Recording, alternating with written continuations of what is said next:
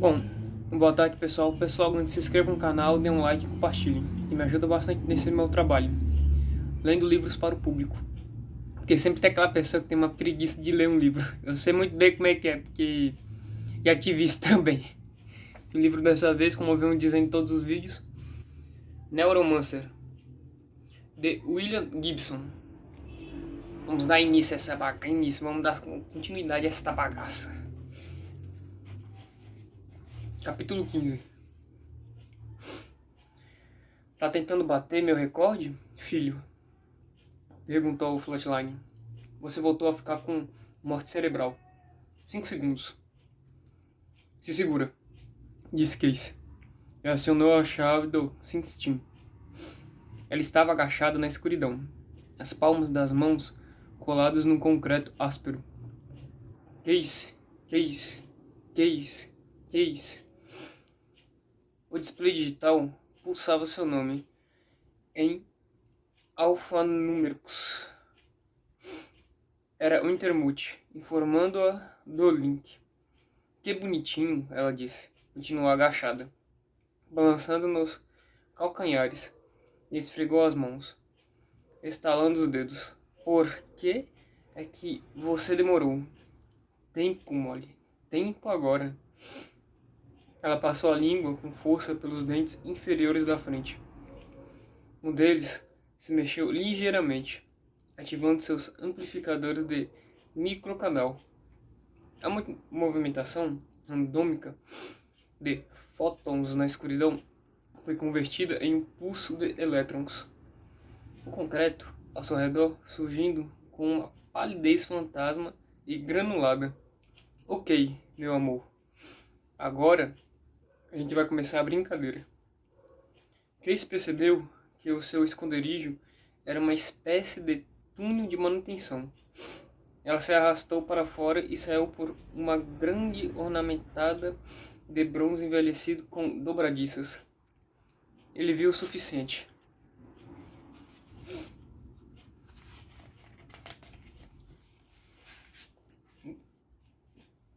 Dos braços e pernas dela para saber que estava usando novamente o traje de policarbono sob o plástico. Ele sentiu a tensão familiar do couro fino e justo. Havia alguma coisa presa embaixo do braço dela, numa faixa ou coldre. Ela se levantou, abriu o zíper e tocou o plástico exaldrezado do cabo de uma pistola. Ei, Case, ela disse, mal pronunciando as palavras. Está escutando? Vou te contar uma história. Ela se virou e inspecionou o corredor. O nome dele era Johnny. O corredor, de teto baixo e abaulado, estava cheio de fileiras de dezenas de caixas de museu. Caixas de aspecto arcaico, com vitrines de vidro e madeira castanha. Ali, eles pareciam deslocados, como se tivessem sido trazidos e enfileirados para algum propósito esquecido. Suportes de bronze fosco seguravam globos de luz branca a intervalos de 10 metros. O piso era irregular e, quando ela atravessou o corredor, Case percebeu que centenas de tapetinhos e carpetes haviam sido colocados ali de modo aleatório. Em alguns lugares, eles tinham 10 centímetros de espessura, e o chão era um patchwork suave de lã tecida à mão. Molly não prestou muita atenção aos gabinetes e seus conteúdos, o que o irritou. Ele teve de satisfazer com os olhares desinteressados que ela dava de relance, que lhe davam fragmentos de cerâmica, armas antigas, uma coisa cravejada, com tantos pregos que era irreconhecível, trechos esfiapados de tapeçaria. Sabe, meu Johnny era um garoto muito inteligente, super sacado. Começou com um armazenador em Memory Lane. Tinha chips na cabeça e as pessoas pagavam para esconder dados ali. A WAC estava atrás dele na noite em que a gente se conheceu. e eu matei o assassino deles. Foi mais sorte do que qualquer coisa, mas fiz aquilo por ele. E depois disso, as coisas foram muito bonitas. Casey, os lábios dela quase não se moviam. Ele a sentia formar as palavras. Não a ouvia formá-las em voz alta. Nós tínhamos um esquema com Squid para podermos ler os vestígios de tudo o que ele já havia armazenado na vida. Salvamos tudo aquilo em fita e começamos a espremer clientes selecionados. Ex-clientes. Eu cuidava da bagagem, da vigilância e da porrada. Eu era feliz de verdade. Você já foi feliz, Case? Ele era o meu cara. A gente trabalhava junto, parceiros. Acho que eu estava há 8 semanas fora da casa de bonecas quando o conheci. Ela fez uma pausa, fez uma curva fechada e continuou. Mais caixas de madeira brilhosa. Suas laterais de uma cor que o fazia se lembrar de asas de barata. Era doce, lindo. Com a gente tudo corria macio, como se ninguém pudesse colocar as mãos em nós. Eu não ia deixar ninguém fazer isso. A Yakuza, acho, eles ainda queriam comer o rabo do Johnny. Por quê? Eu havia matado o homem deles. Porque o Johnny havia queimado eles. E a Yaki pode se dar o luxo de se movimentar muito devagar. Cara, eles esperam anos e anos. Te dão uma vida inteira. Só para você ter mais a perder quando eles vierem e tirarem essa vida. Pacientes como aranhas. Aranhas zen. Naquela época, não sabia disso. Ou, se sabia, achava que não se aplicava a nós. Como quando você é jovem. E acho que é especial. Eu era jovem. Então, desapareceram. Quando estávamos pensando que talvez tivéssemos o suficiente para pular fora, fazer as malas, ir para a Europa. Talvez. Nunca nenhum de nós soubesse o que ia fazer lá. Sem nada para fazer, mas a gente estava vivendo muito bem. Com contas orbitais suíças e um baú cheio de brinquedos e móveis. Isso faz você ficar mais lento no jogo. Ó, uma dica que vai. Eu tenho 22 anos, sou jovem, mas eu não me sinto especial. Antes até que eu me sentia, mas hoje em dia não. Isso dá uma dica para quem estiver assistindo. Quem vier assistir futuramente, não vejo você como especial, cara. Todos são iguais, independente. Você é igual ao seu semelhante. É só uma pausa que estou dando na leitura só para deixar essa frase. E é isso. Deixa eu dar continuidade aqui. Então, o primeiro que eles mandaram era um cara foda. Tinha reflexos como você nunca viu. Implantes.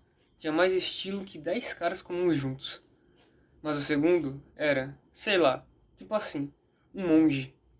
Clonado. Um matador de pedra em cada célula do corpo. Ele tinha isso nele. A morte, esse silêncio. Ele exalava isso como uma nuvem.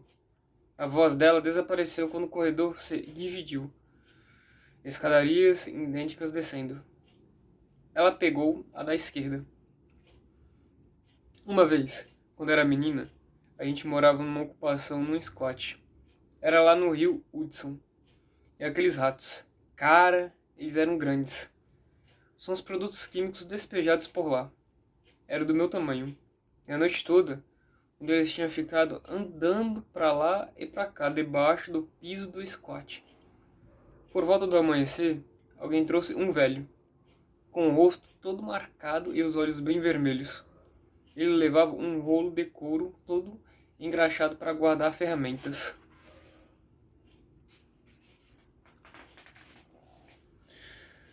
Dentro, para evitar que elas enferrujassem. Abriu o rolo e tinha um revólver velho e 3 cápsulas. O velho colocou uma bala na arma. Aí começou a subir e descer pelo squat. E a gente, do lado na parede, andando para um lado e para o outro. Cruzou os braços, abaixou a cabeça, Parecia que tinha esquecido da arma. Estava procurando ouvir o rato.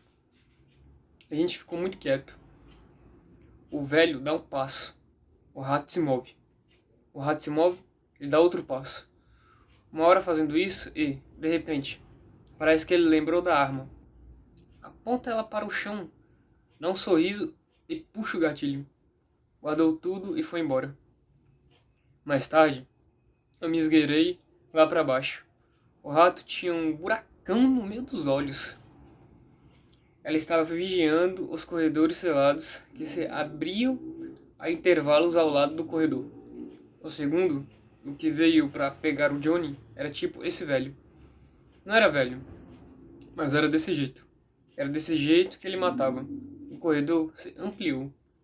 O mar de tapetes ricos ondulava suavemente sob um candelabro enorme, cujo pingente de cristal mais baixo quase tocava o piso. Cristais tintaram quando Molly entrou no hall. Terceira porta à esquerda, piscou o display. Ela virou à esquerda, evitando a árvore investida de cristal. Eu o vi apenas uma vez. Quando estava caminhando do nosso cafofo, ele estava saindo. Nós vivíamos num espaço de fábrica convertido, com muito pessoalzinho novo saído da Sunset Net. Tipo assim, a segurança era muito boa. Para começo de conversa, eu havia instalado umas coisas bem forçadas para terminar de isolar tudo. Eu sabia que Johnny estava lá em cima, mas aquele cara baixinho chamou minha atenção quando saiu. Não disse uma palavra. A gente apenas olhou um para o outro e eu soube. Um cara baixinho comum, roupas comuns, nenhum orgulho, humilde. Ele olhou para mim e entrou num bicitaxi. Eu soube. Subi e Johnny estava sentado numa cadeira ao lado da janela, com a boca ligeiramente aberta, como se tivesse acabado de pensar em dizer alguma coisa. A porta à frente dela era velha. Uma placa esculpida de teca tailandesa, que parecia ter sido cerrada ao meio para caber na abertura baixa da porta. Uma fechadura mecânica primitiva, com um rosto de aço inoxidável, havia sido instalada sobre um dragão cheio de curvas. Ela se ajoelhou e tirou um rolinho de chamões preto de um bolso interno e selecionou um paletó de espessura de uma agulha. Depois disso, não encontrei mais ninguém que valesse a pena.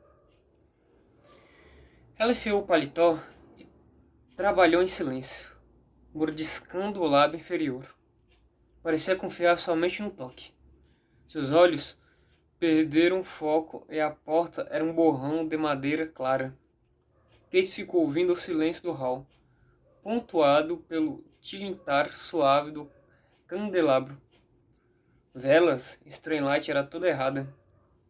Ele se lembrou da história que Kate havia contado sobre um castelo com lagos e lilazes, e as palavras educadas de Trijane recitadas musicalmente pela cabeça. Um lugar que cresceu por dentro. Strenlight tinha um cheiro suave de bolor, ligeiramente perfumado, como uma igreja, onde estavam os terceira esposos. Ele havia esperado uma colmeia clean, de atividade disciplinada, mas Molly não vira nada disso. O monólogo dela o deixou pouco à vontade, além da história que contaram no cubículo. Quase nunca dizia algo que sequer indicasse que tinha no passado. Ela fechou os olhos e algo fez clique, que Casey mais sentiu do que ouviu. Isso fez com que ele se lembrasse das travas magnéticas da porta do cubículo, a dela no lugar das bonecas. A porta havia se aberto para ele. Embora tivesse usado o chip errado, aquilo tinha sido obra de Wintermuth. Manipular a trava da mesma maneira que havia manipulado o microleve automático e o jardineiro robô. O sistema de travas na casa de bonecas era uma subunidade do sistema de segurança de Friendside. A trava mecânica simples ali seria um verdadeiro desafio para IA, o que exigiria um robô ou alguma espécie de agente humano. Ela abriu os olhos, colocou o paletó de volta aos chamóis, voltou a enrolá-lo, com cuidado, e enfiou de novo no bolso. Acho que é tipo assim que você é, ela disse. Acho que você nasceu para fazer incursões. Acho que aquilo que você estava fazendo em Shiba era uma versão resumida do que costuma fazer em qualquer lugar. Azar. Eu mesma faço isso de vez em quando. Faz você voltar ao básico. Ela se levantou, se espreguiçou, se sacudiu. Sabe, acho que o cara que a Tessia Expo mandou atrás daquele Jimmy, o garoto que roubou a cabeça, deve ter sido praticamente o mesmo que a Yak mandou para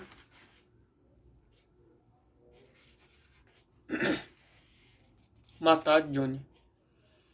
Ela sacou a pistola de dardos do coldre e discou o cano para full out. Eita porra, era uma metralhadora. Bom, pessoal, vou ficando por aqui. Vocês tenham uma ótima semana. Fiquem com Deus e bye bye.